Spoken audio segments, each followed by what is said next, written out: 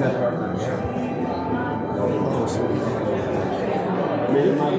do have to say that I did see it. Yeah. Mm-hmm.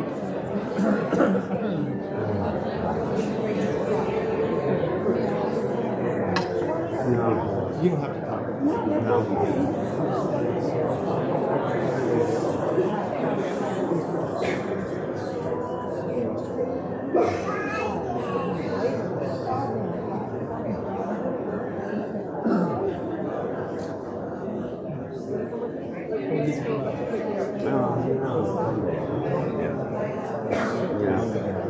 Here's a throwback for you.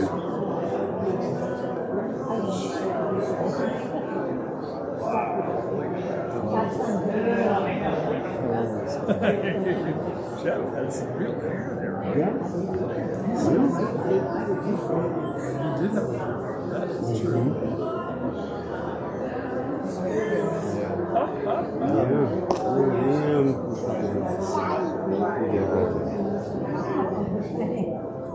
Yeah, that's right. Probably look at really the crazy thing is in those photos you have to go find the actual photos. Well, that's what I did. I got these up on the wall at the house, and I took pictures of them hanging up there. Yeah. I know how much you love the visual talk about you. The rest of it, so.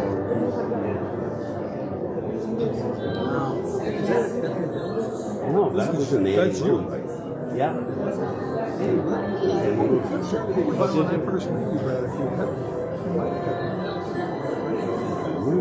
had. I've had face hair pretty much on and off all my life, but there was a time I didn't, but that was kind of short. Yeah.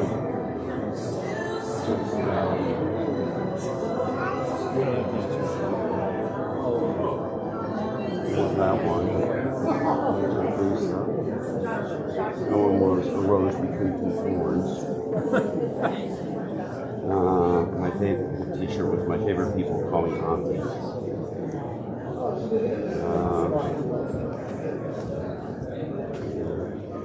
Are you scared?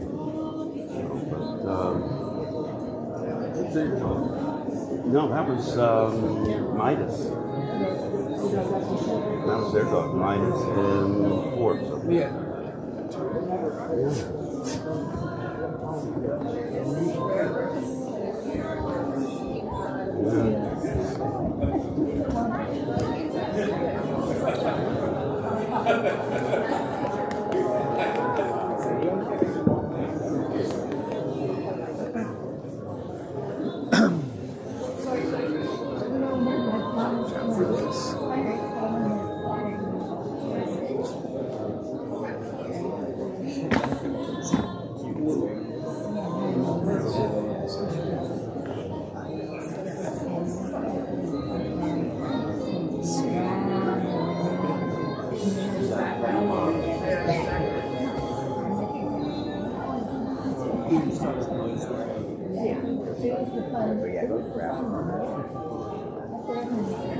A couple minutes before we start. How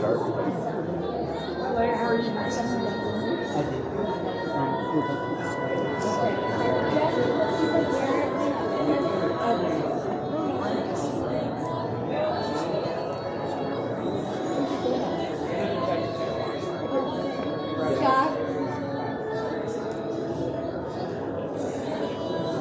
All right, Phyllis, Phyllis, if you don't mind, come with me for a quick second up here.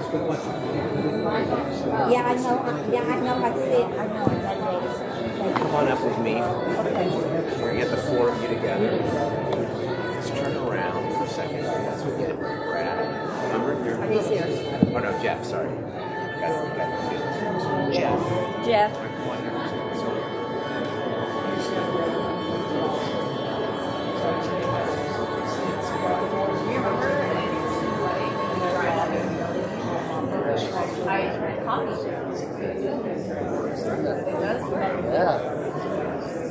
It's time to break out the glasses.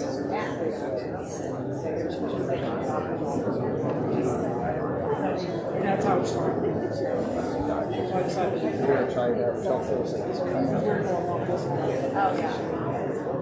I tried to see her earlier. She was tied up. And she just called me. Oh, I'm sure you will see it. My son's at the end. My son.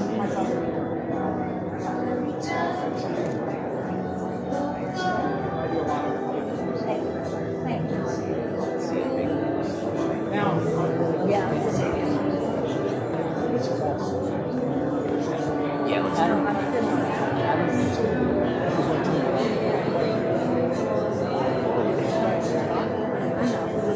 Oh. it's a tough way. I'm serious. Like, I'm just I really learned about something I wanted. If everyone would please go ahead and take their seats.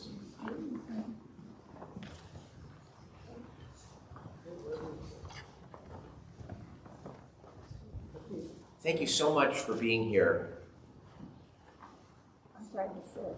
I'm Rabbi Mark Bloom, and welcome to Temple Beth Abraham. I'm sorry that you are here under such difficult and really terrible circumstances.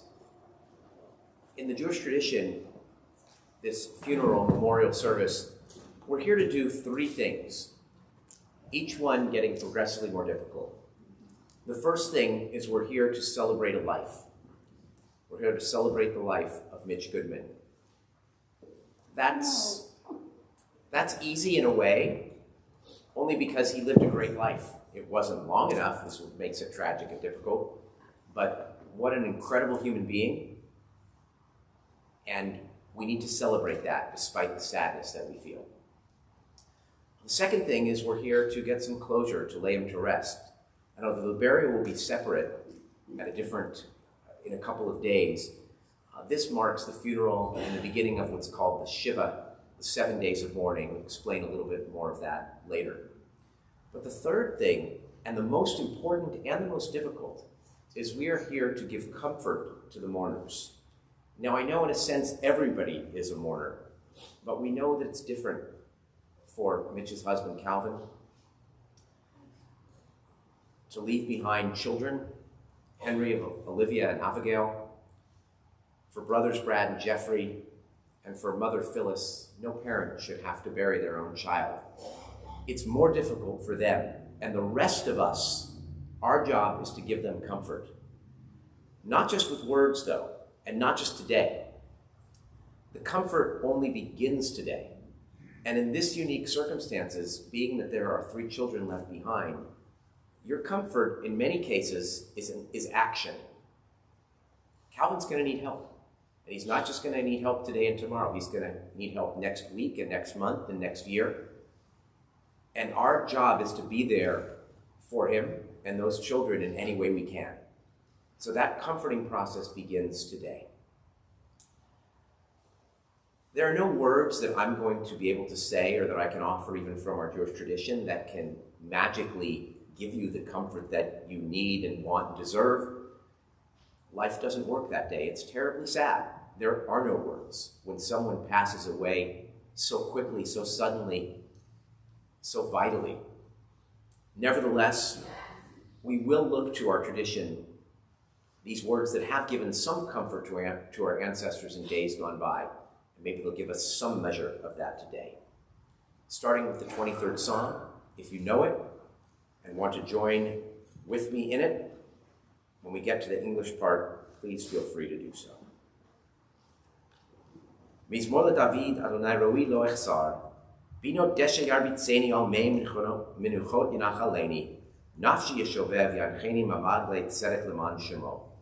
Gam ki elech begates al mavet lo ira ra ki ata imadi, shiftecha, umishantecha hema yinachamuni, taroch lefanai shulchen neget sorarai, dishantav Hashem roshi kosi ravaya, ach tov chesed yirdefuni kol yemei chayai, v'shavti bebeit Adonai leborech yamim. The Lord is my shepherd, I shall not want. He maketh me to lie down in green pastures. He leadeth me beside the still waters. He restoreth my soul. He guideth me in straight paths for his name's sake.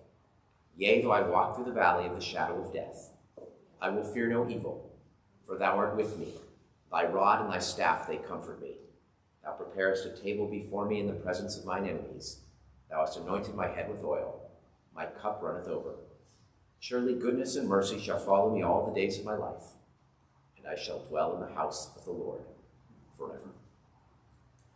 Another message from the Wisdom of Solomon, chapter 4.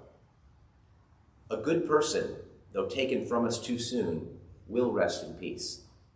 For honor in old age does not come from length of life. Honor in old age does not come from length of years. Understanding is the gray hair of humanity. A blameless life is ripeness of age. Perfection in limited years is like living for many years. So a good person, though taken from us too soon, will rest in peace. Let us then, with peace of mind, let that good soul rest. I'm going to say a few words about Mitch, and then it's going to be followed by several speakers who will sort of flesh out his story, the many different ways in which we knew him.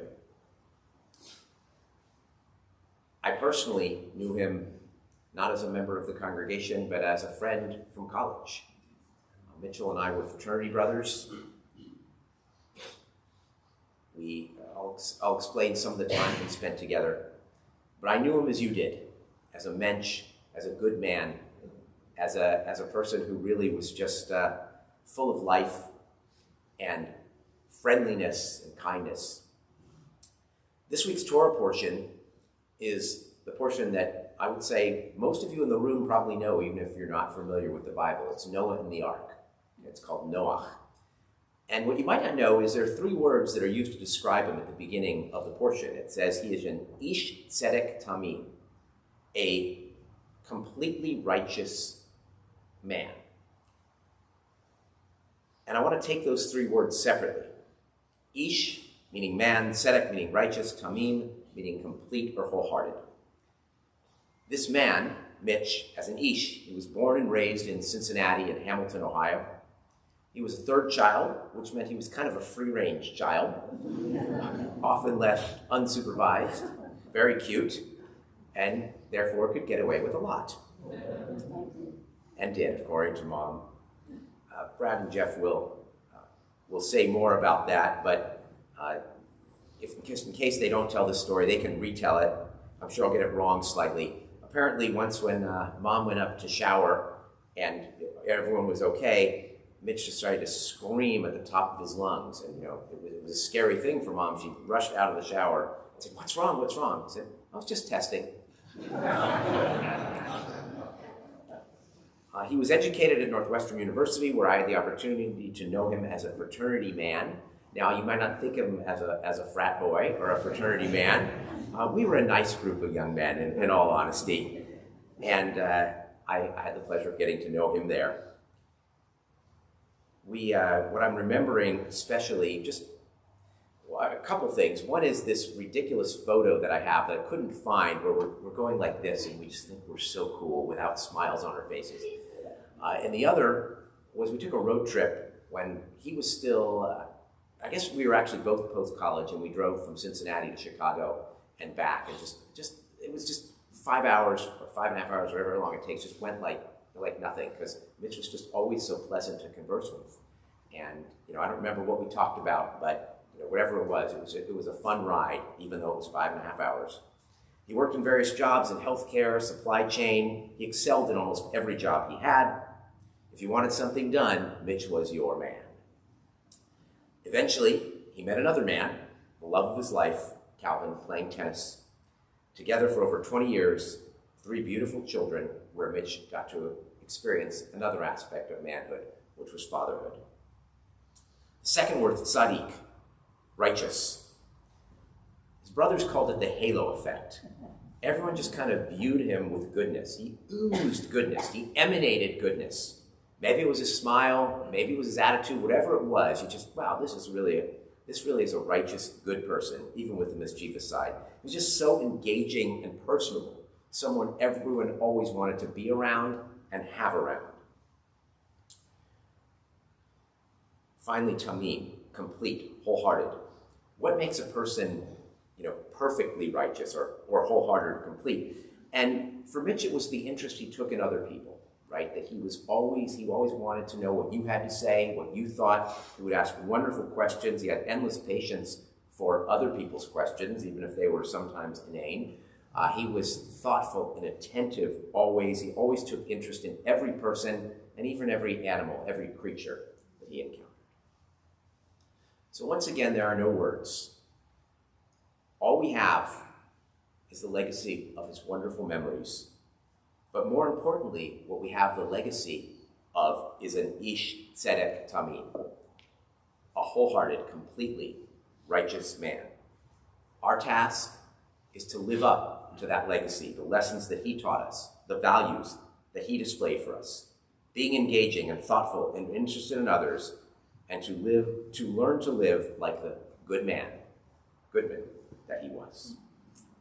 Zecher Tzadik Livracha, may the memory of this righteous person be a blessing to us always. And let us say, Amen. So we're going to first call upon his brother Jeff.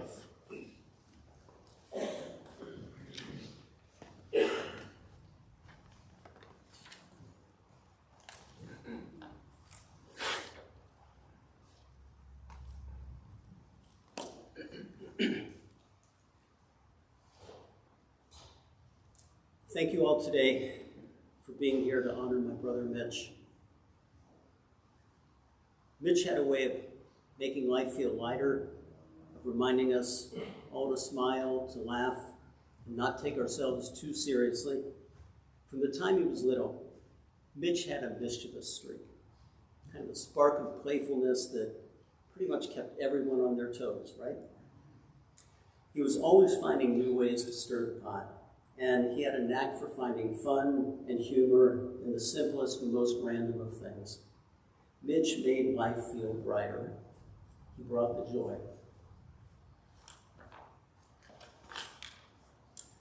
There was a time when Mitch was 9 and I was 14 that he pulled a prank that still makes me smile, and I think it still makes everyone smile. It was a Sunday afternoon. I was lying on my bed, reading a book, totally unaware that Mitch was up to something. I could hear him walking down the hallway toward my bedroom, and he peeked into my room, saw me lying there, and then slipped back into the hallway.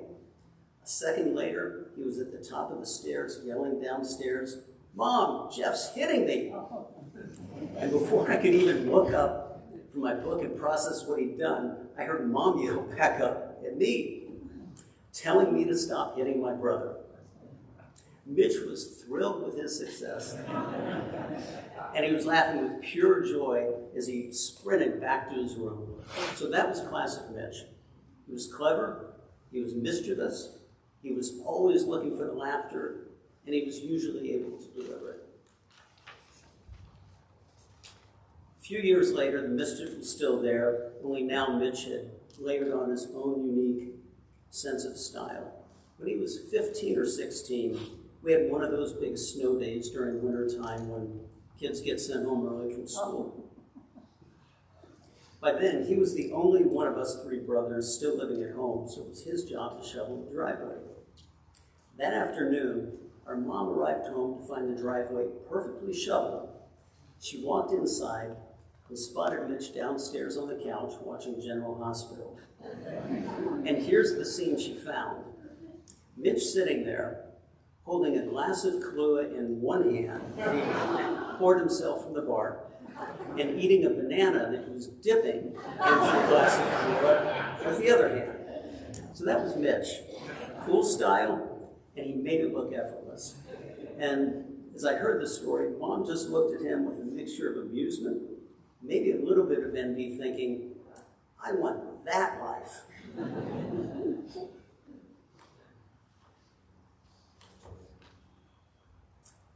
Then there was the year that Mitch made high holiday services especially memorable.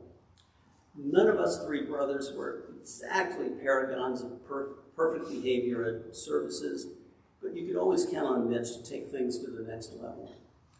Somehow he ended up seated next to our close family friend, Carl Morgenstern, who was about 10 years older than our dad, and who had a pretty unique sense of humor himself, and he and Mitch had a very special connection between the two of them.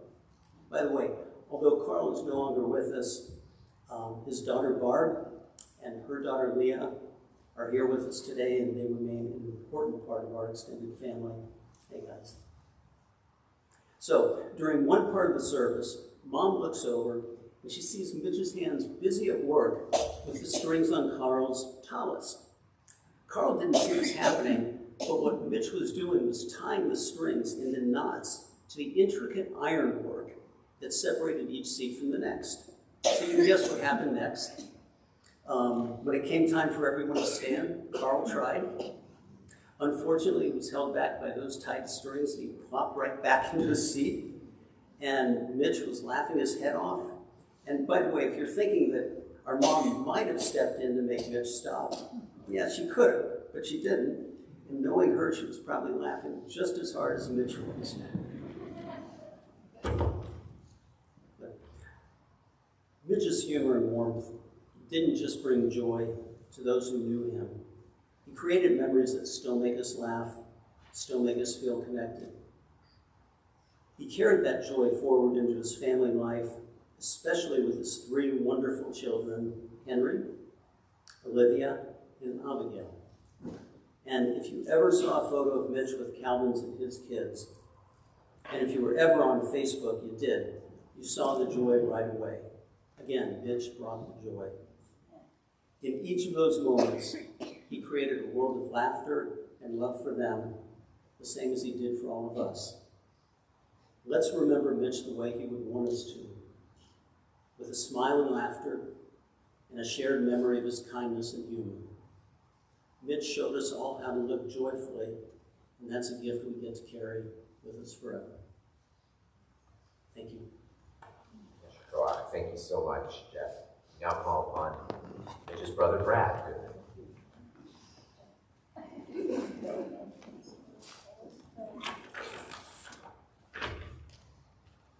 Thank you, Rabbi, for the preview of some of my stuff. Now I have to add it. That'd be fun. Should be fun. We'll find out. So, I wanted to say thanks to everyone for coming today. At times like this, what do we say except recall memories and summaries and how awful it is this day? My brother was, as we all know, a friend.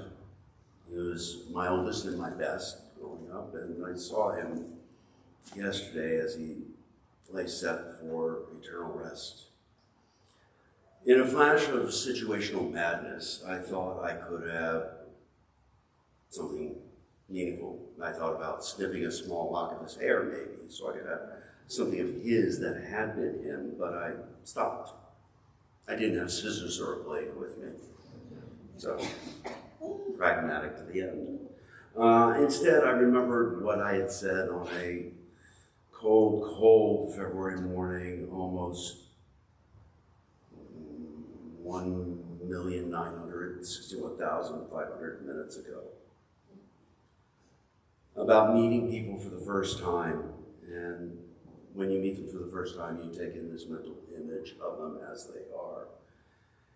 And then as you get to know them, you see it divide into smaller pieces, and you begin to see that everybody is a jigsaw puzzle, and see all the pieces that make up the person. That first picture you see is like the picture on the cover of a puzzle box. But it's a puzzle that's missing most of the pieces, especially if the person hasn't been with you or around you in some time. You see you have gaps there in that picture of their lives. And that's okay. Because our love for that person puts blind spot covers over those gaps. We don't see them. We don't know what's in them. And that's okay. That's the life they lived, and we weren't there. The friends we don't know but have since come to know, and the places they went, and so on. Those are missing pieces held by others. And that's okay too. We don't have to have all of it. But Here at MitchCon 24, we're here to share our pieces of Mitch, the puzzle of Mitch, to fit our pieces together, to fill in the blind spots where we can, and see that greater detail of who he was. And in all this sharing and learning, relieve some of our sadness at knowing that his life puzzle is complete, that there aren't any more pieces to be generated. It's all now a limited edition collector's set, somewhat priceless.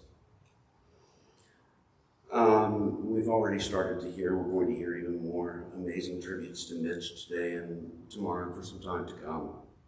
So I'm not going to take up any more time than with these couple of final things. As Rabbi mentioned, when we moved to our house in Hamilton, I was 7, Mitch was 5, and Mom had put the two of us downstairs in front of the TV to watch TV, saying, you know, the one-eyed babysitter, as we all know with our kids. I'm going to take a shower. If you need anything, only if it's an emergency, call. I will come running. That's it. Great. Her bathroom was right above the downstairs area where we were, and she went upstairs, and we heard the water turn on. A minute or two later, I'm sitting there, I think I was reading. Mitch starts screaming his head off, going, "Mom! Mom!" I heard the water turn off and footsteps pounding around in the room to come around and then down the stairs. "What? What?" Mitch nonchalantly looked at her and said, "Just testing."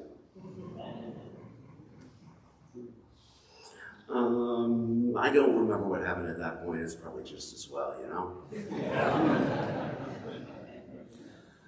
There's a second story not written on here, so it's not going to go quite as smoothly. But at one point, my late wife and Mitch were discussing cooking and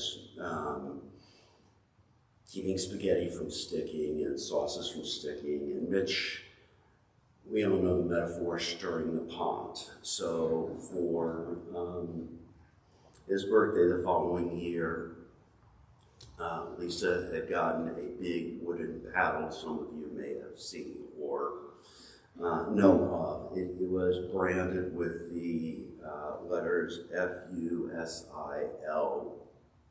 Lisa. The first 2 letters, you can imagine what they are.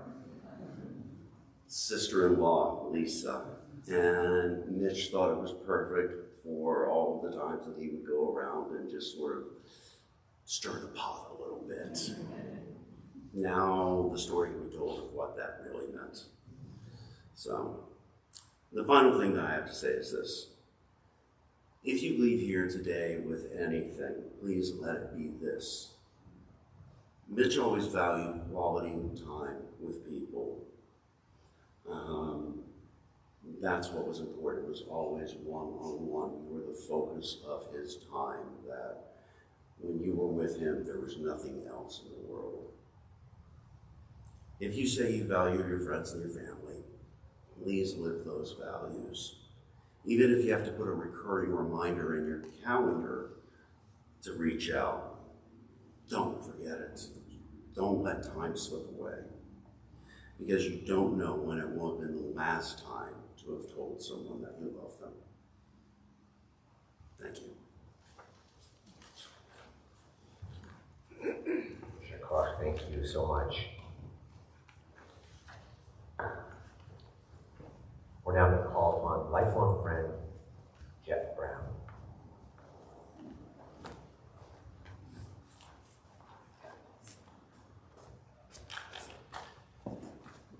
In 1973, I came home from my very first day of kindergarten and told my mom that I'd met a new friend named Mitch. And I was super excited when later that week she showed me that if we just cut through the backyard neighbor and down a couple of houses, I could be at 16 Annie Lou, the Goodman home, in just about 2 minutes. And over the rest of our childhood, Mitch and I walked that path literally thousands of times. We wore a path deeper and more permanent than the Pacific Crest Trail. Phyllis became my second mom. My mom became his. Brad told me just last week that I was the fourth Goodman boy. It's kind of like being the fifth Beatle, and it's a label I wear proudly. For over 51 years, Mitch has been my best friend, the person whose phone call I most look forward to every year on my birthday, and who I always called on his. And it's impossible in a few short minutes to do justice to a friendship this long and this meaningful. Do I talk about his time as a varsity high school tennis player, or as the outstanding student that he was, a lifelong fan of the Cincinnati Reds, or the fact that he loved Grader's chocolate chip ice cream? And you're going to hear a lot today about Mitch and what an accomplished and truly beautiful person he was, and I'll just say it's all true.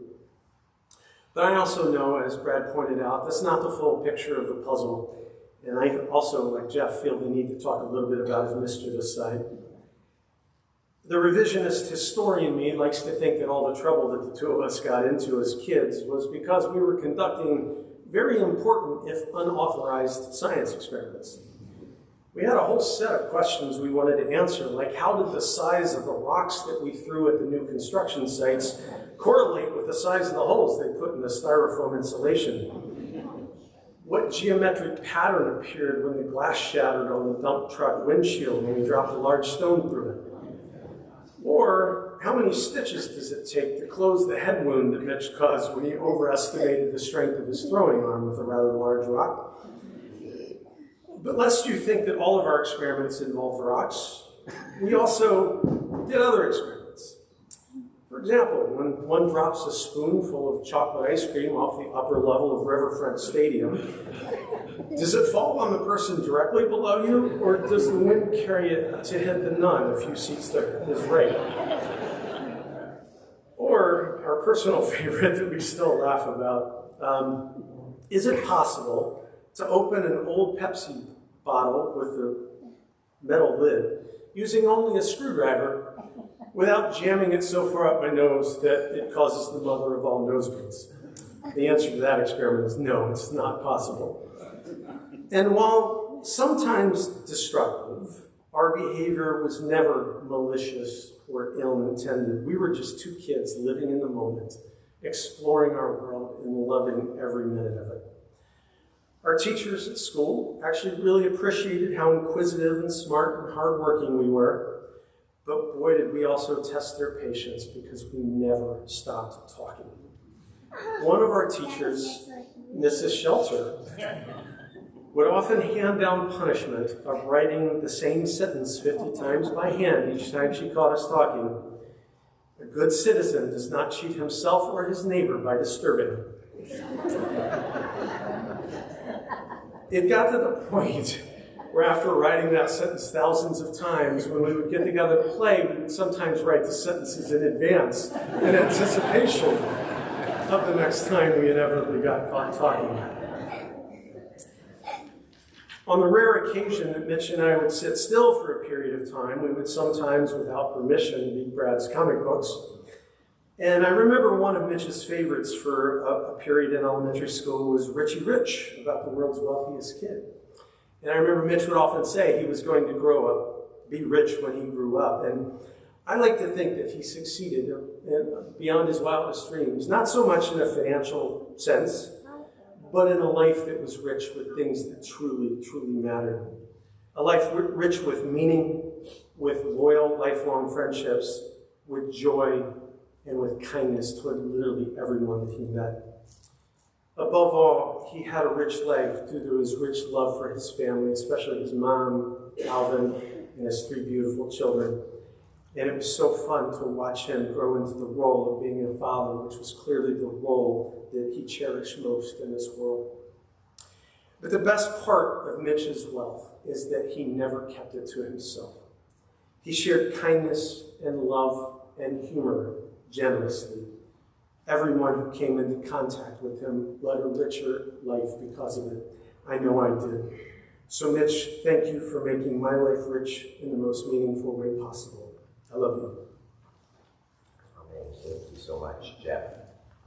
We now call on fraternity brother and undergraduate college friend, Josh Braidman.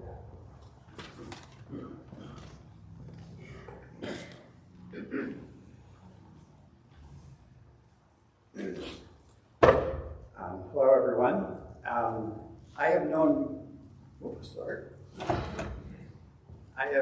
Mick since 1986, when we lived directly across the hall from each other in our freshman dorm at Northwestern University.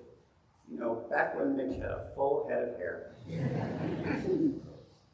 I'm sure many of you have had a similar experience to me. Mitch and I became fast friends. We shared a love of baseball. He the Reds, me the Yankees. And we talked about everything going on in our lives. Mitch really listened and was interested in anything that I told him. Mitch was the friend whose door that I knocked on every day when I got back to my dorm. He made the dorm feel like home for me.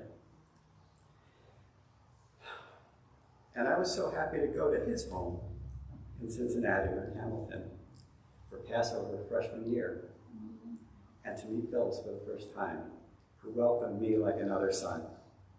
I was also lucky enough to go with Mitch to Cincinnati a few more times. We went to the Reds, watched the Reds, even went to eat Skyline chili. I'm not sure that I really love that, but I like watching Mitch really enjoy it. And you know, Mitch, as you heard before, he always tried to connect people together. And in that spirit, I did reconnect with a few of our college friends this past weekend, and I want to share just a few memories.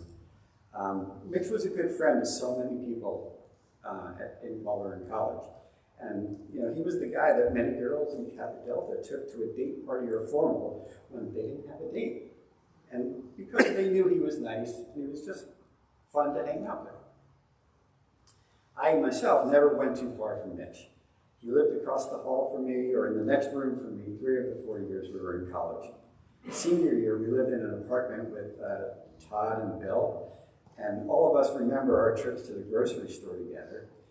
Mitch, of course, taking charge of what we should be buying to eat. And we often played mini basketball in our small living room. It's amazing no one got hurt. I often went with Mitch to lunch at a little deli called Al's Deli in Evanston, and no surprise, but Mitch had befriended the owner, Al, and his son. That's just the way Mitch was. Friendly, easy to talk to. And a fun fact from our college days, Mitch and I were part of the 1988 intramural championship team for co-ed wiffle ball. After college, we regularly caught up on each other's lives. Mitch never forgot to reach out on my birthday or our wedding anniversary. I visited him when he lived in the Philly area. And for many years, he came to the U.S. Open and always included me on one of the days that he was there. I believe that's where I first met Cal, although I really felt like I knew you from all that Mitch had shared with me before that. When my kids were born and throughout their milestones, Mitch was so genuinely interested and happy for me and Shelley. I know how long Mitch wanted his own children, and it's been such a joy to see him love Henry, Olivia, and Abigail with so much pride, warmth, and sweetness.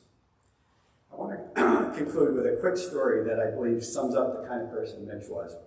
A few years ago, I was telling him about my transgender nephew who wanted to have a surgery that was not covered by insurance.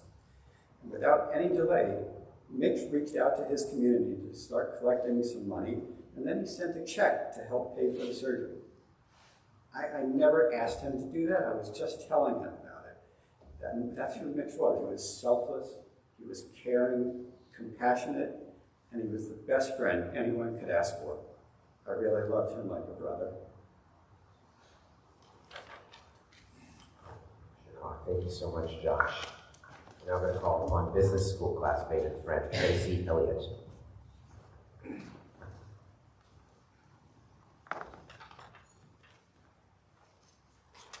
When I met Mitch, he was wearing his Northwestern baseball cap.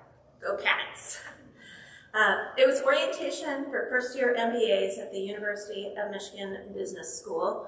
We were Section 1, go Blue.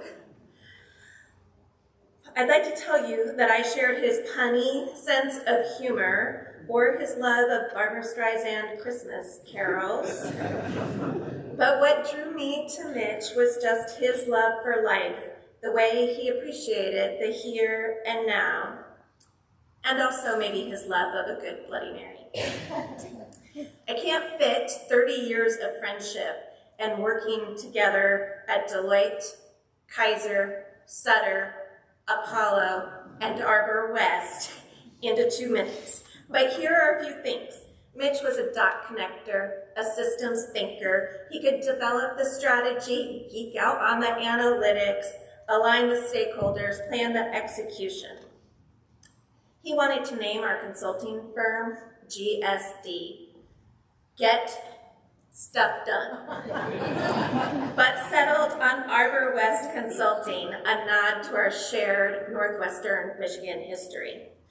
I could go on about our ability to talk about data, re-engineering business processes, and creating the perfect PowerPoint one-pager. But this is all the small stuff. What Mitch really cared about and loved are his friends and family, especially his family. The life that Mitch and Calvin built inspires me. It began with a shared love of tennis that grew into a deep love of each other, and then expanded to include Cosmo and Midas, a myriad of real estate ventures, and their beautiful home and picture-perfect Alameda. But Mitch still had one more dream, fatherhood. I won't belabor the long journey to children for Mitch and Calvin. We'll just say it's hard to imagine any children being more wanted. Even so, Henry, Olivia, and Abigail exceeded his wildest dreams. He was head over heels in love with every one of them. Family is not just Calvin and the kids. Mitch loved his mom and his brothers dearly, and there have been very few times in the past few years when I visited when Amy or Betty or a niece or nephew were not there. And he loved you all with all of his heart. May Mitch's memory be a blessing. I know he's your guardian angel now. Thank you so much, Tracy. We call upon colleague and friend Pat Shephard.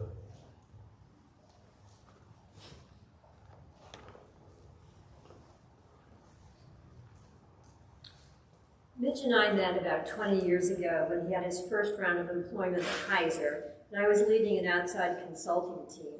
And I have to admit, we didn't always get along. We had our differences. But fast forward 2 years, I moved on to Sutter Health, and he followed shortly thereafter. At this point, our close relationship blossomed, and we became work spouses for the next 14 years. We even got to share a few Thanksgivings together. While working together, we shared a condo in Sacramento during what we thought was just going to be 1 year up there. But it turned out it lasted for 14 years. We worked side by side, often in front of a whiteboard. And then in the evening, we would meet at the bar, AKA the kitchen counter, to rehash the day. It was during those conversations that I learned about his personal life and the love he and Calvin shared. And then the long journey that brought them the ultimate joy of their lives, Henry, Olivia, and Abigail. To this day, my everyday language is peppered with Mitchisms. When I find myself complaining, I stop and hear him say, "These are just first world problems." And then there was, "Everything is better with bacon." Sometimes Mitch would accuse me of being a glass half empty type, and he was right. Mitch lived his life with a full glass and not just a half full glass. I visited Calvin in Mitch's home last year and was so impressed as Mitch carried out a full adult conversation with me and at the same time making animal balloons to entertain the kids. He never skipped a beat in our discussion or amusing the children. The word that describes the Mitch that I knew best is present, and I think we've heard renditions of this today.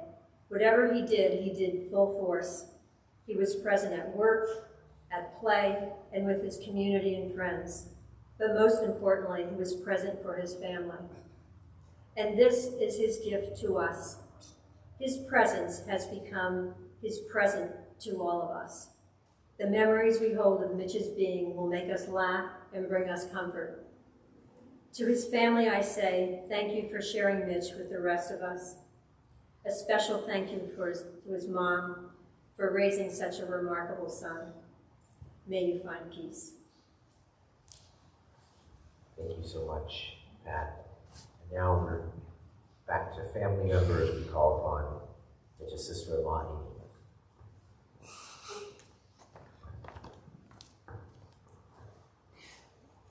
I was his favorite. Actually, we all were. That was one of Mitch's enduring qualities, to make us all feel like we were his favorite. Thank you all so much for being here. Our families really, really appreciate your support. Mitch came into our lives about 19 years ago. We did everything together. We vacationed, we traveled, we went to sports events, we did everything. And every December, that Jewish boy and my brother trekked to Riverside to spend Christmas with us, because he was Uncle Mitch before he was Daddy to his kids. We all got to know Mitch very, very well. He was smart, he was kind, and he was fun. Life was fun with Mitch around. We see those qualities in his children, the wit, the humor. Mitch was not only my brother-in-law, he was my close friend. He was my confidant. He was my financial advisor, my travel consultant, and my IT guy. There was not a topic that we could not and did not talk about, except for maybe hair care products. And knowing Mitch, he probably had something to say about that too. I loved Mitch very, very much, and I will miss him every single day for the rest of my life. Calvin, thank you. Thank you so much for finding such a wonderful man to share your life and ours. Thank you, Amy. And finally, we call upon Calvin.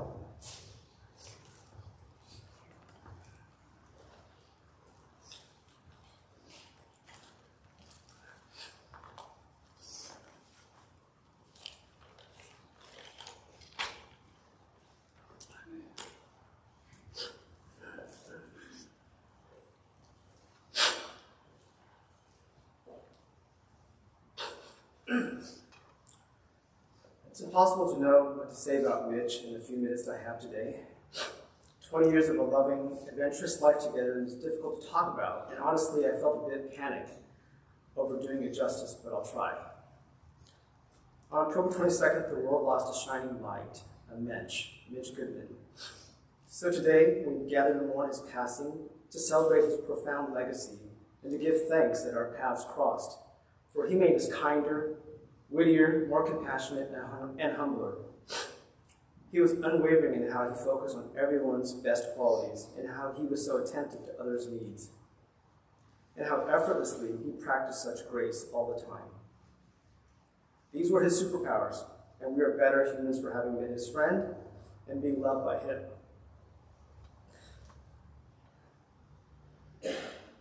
Throughout his life, Mitch was extremely proud of his Jewish heritage, and it's obvious from all the childhood stories he shared with that he was constantly surrounded by the love of family and friends of his Jewish community. And I believe that divine intervention led us to Rabbi Bloom and his synagogue today, and for that I am beyond grateful. Today's memorial is important for those who knew and loved him, and for our kids whose curiosity about their daddy will grow as they grow. I pray that everyone's words today and the memories you share in the memory book will help fill in the missing pieces. To our amazing children, Henry, Olivia, and Abigail, I want you to know how much Daddy loves you, that he's in the stars above guiding us. He's sorry he couldn't tell you goodbye, you didn't know he had to go. We are grateful that Daddy was in our lives, and please remember that he couldn't have loved anyone more deeply. Daddy created so many loving memories with everyone he knew, and Baba will share them when you're ready. His imprint is everywhere because Daddy was a man of amazing character. He was a kind soul, and his default was to always see the better side of people. Every day he chose to see things as glass full, never empty. He carried himself with humility, honesty, generosity, and most importantly, with humor. He was genuine in his care for others' well-being. And I can't wait to share the journey of how we became a family through the remarkable gift from Leanne and Richard and their family. Despite the many challenges and lengthy process of surrogacy, we would do all over 1 million times over, knowing how much joy it brought us. So how did Baba and Daddy come to know each other? Well, in the winter of 2003, Mitch and I were strangers who joined the same gay adult tennis team, captained by our mutual friend Kyle. True to form, in wanting to help, Mitch agreed to co-captain, which really just meant shopping for provisions at Costco and schlepping around 2 heavy coolers of food and drinks for our tennis matches. But we were both exiting our respective long-term relationships when we met. We hadn't even started dating when he told me that he was couch surfing on his friend Diane's apartment. But I thought, with a tinge of jealousy, who is this Diane person? I probed a bit just to reassure myself that he wasn't bisexual.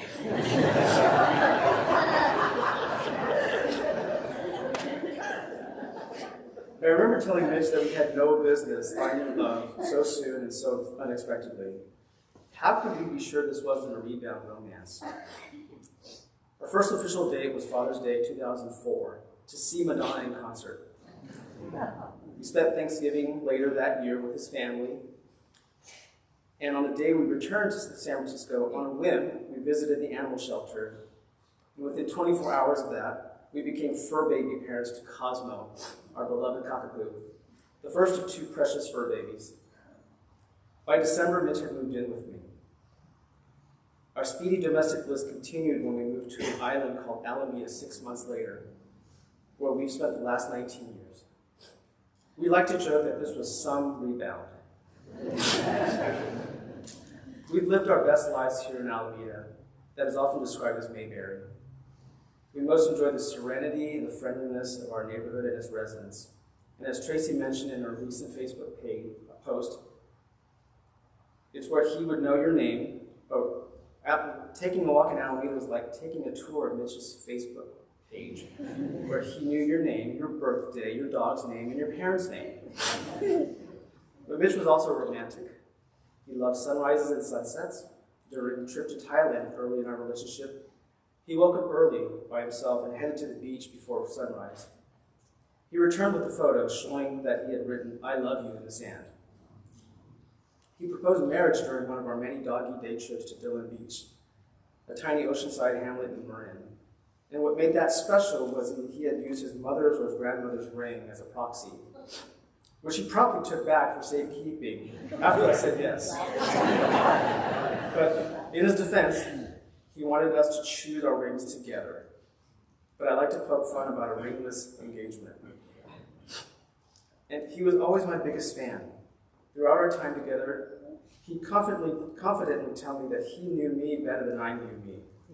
And he was right, probably, but my controlling nature wouldn't admit it.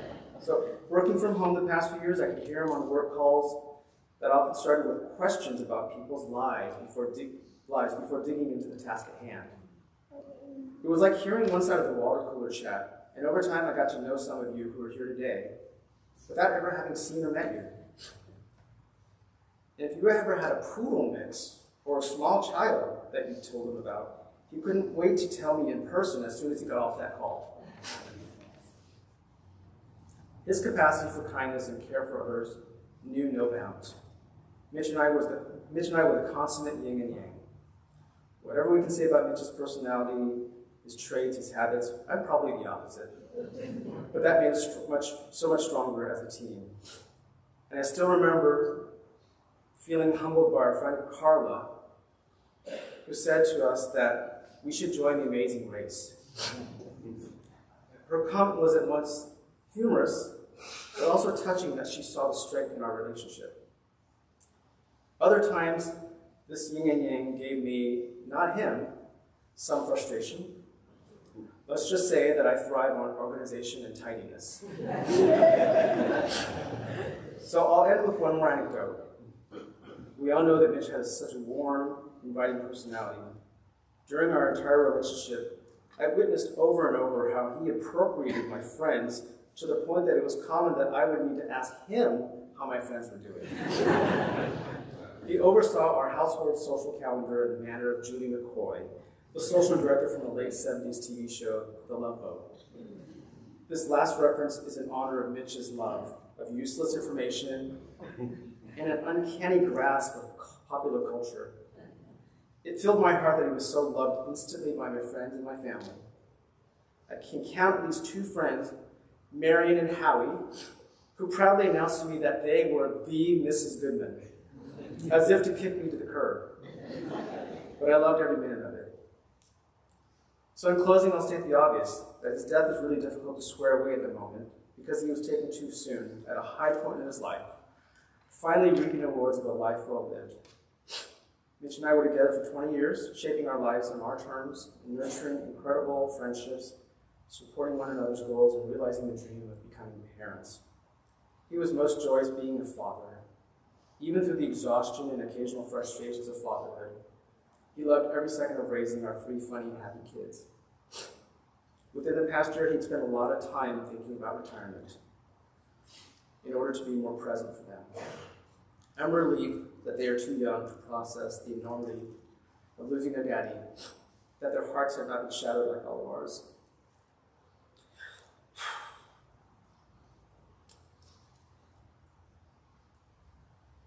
They will no longer create personal memories of daddy and won't experience Mitch's superpowers firsthand. So my fervent wish is that we all help to preserve his memories so that his kids will learn to understand the caliber of his character and his boundless capacity to love.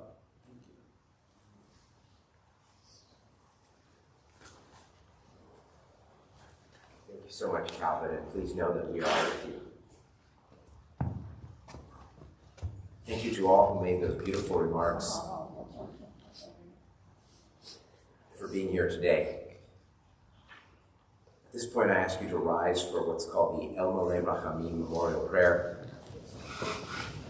And I'll be reciting within that prayer, Mitch's Hebrew name, which is Moshe Julius Ben Benjamin Befegel Esther. El Malei Rachamim Shochen Mameromim המצמר חנכונה תחת כנפי השכינה במעלות קדושים וטהורים כזוהר כי המזהירים את נשמת מוישה יוליוס בן בנימין בפגל אסתר שהלך לעולמו בגן עדן תהא מנוחתו אנא ברחמים אסתירהו, ושאת כנפיך לעולמים, וצרור בצרור חיים את נשמתו. אדוני הוא נחלתו, וינוח בשלום על משכבו, ונאמר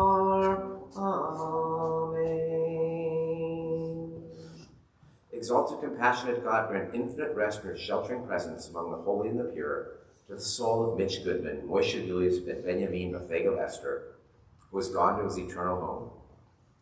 Merciful One, we ask that our loved one find perfect peace in the shadow of your wings. May his soul be bound up in the bond of everlasting life. May he rest in peace. And let us say, Amen. And now we'll be reciting the Mourner's Kaddish. It's incumbent upon the direct mourners, if others want to say it, want to try to follow along. There's a brown book in the chairs in front of you. You certainly do not have to, it's pretty quick. It's on page 61.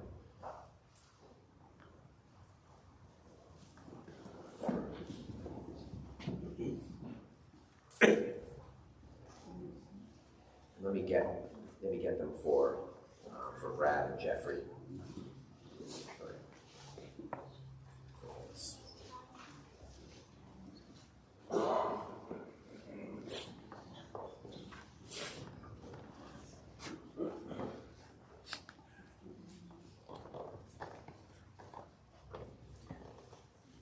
Yitgadal v'yitgadash shavei Rabbi, v'alman divrach yerutei v'amlich malchutei, v'chayechon v'yomechon, v'cheiravo beit Yisrael, v'agalav v'zman kariv v'imru, Yehi shmei Rabbi mevorach ve'olam gomei omaya, Yiparach v'yishkavach v'yipapar v'yitruvam v'yitnaseh, v'yitadar v'yitaleh v'yitalal shnei kudsha v'richu, Le'ela mikol birchata v'shirata, tushbechata v'nechamata, gamiran v'yalman v'yibru, amen.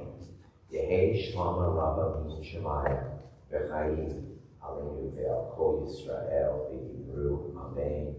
Oseh shalom v'yimroma, uyaseh shalom, aleinu ve'al kol Yisrael v'yibru, amen. Zecher tzadik v'vracham, in the memory of this righteous friend, be a blessing to us always. Let us say. A few announcements before we let you go. Immediately following, there is a reception at the Mountain View Cemetery. It will be obvious when you get there, there'll be signs directing it's the end of Piedmont Avenue. If that means anything to anybody, not just put in Mountain View Cemetery in your GPSs. Tonight, there will be a Shiva gathering from 6:30 to 9 at a friend's house at 1242 St. Charles Street in Alameda. The Jewish tradition, the Shiva, which means 7 days, we gather at a person's home or a friend's home, and it's a time to really be with the family, to just be in their presence. Don't worry about if you know what you have to say, just being there is what the task is. You'll visit, there may be some formal gathering at a certain point where people tell stories, the stories that you all have that are in your hearts and you wish to tell, in either individually or there'll be, people will sit in a circle or whatever and tell those stories. If you don't, I think you probably saw in the program, there's a QR code for you to tell your story or write your story so you can share those memories that will be with the kids forever. It will also be very meaningful to Calvin and others because these were the precious parts of his life that we'll remember forever. If you wouldn't mind on your way out putting the kippah in the basket, otherwise they'll end up in your closet for the next 10 years and wonder where you got them. We will reuse them. So I want to once again thank you all for coming. We all lost a dear friend, a dear loved one, an amazing, wonderful human being. We're going to ask basically the front row and the immediate family, you're going to walk with me through the front, or through the aisle and out the back. And I'm going to ask those who are, if everyone else would stay in their seats, and I'm going to ask you to repeat particular words after me. These are just traditional words of comfort.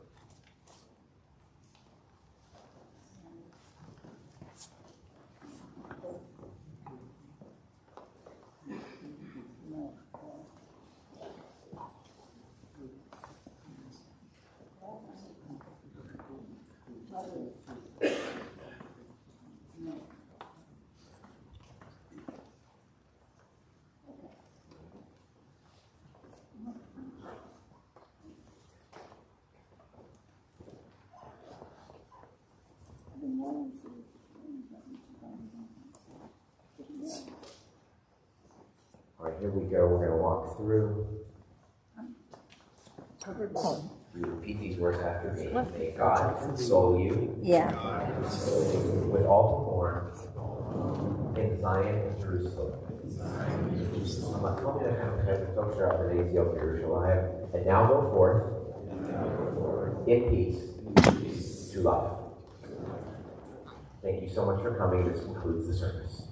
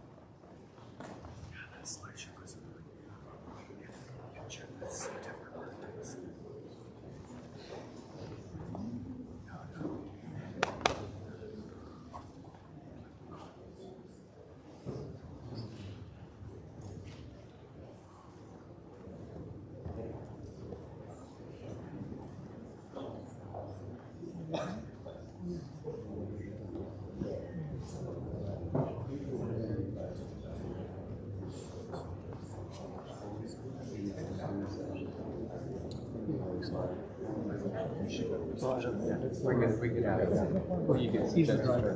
Yeah.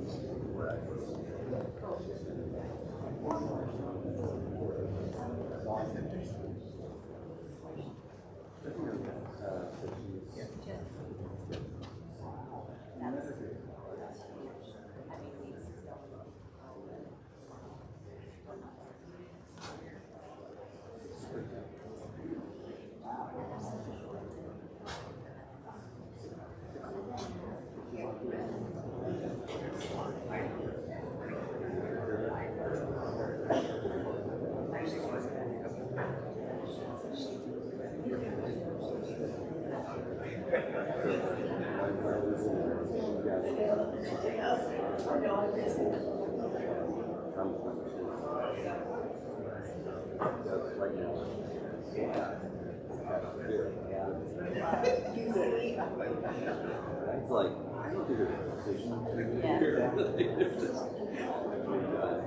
she's on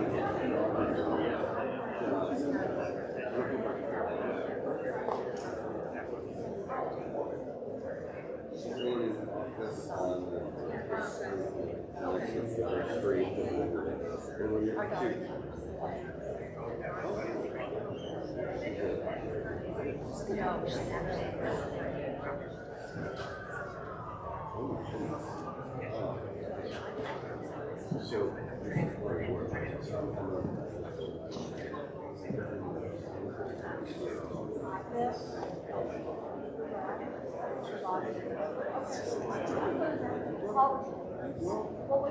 No.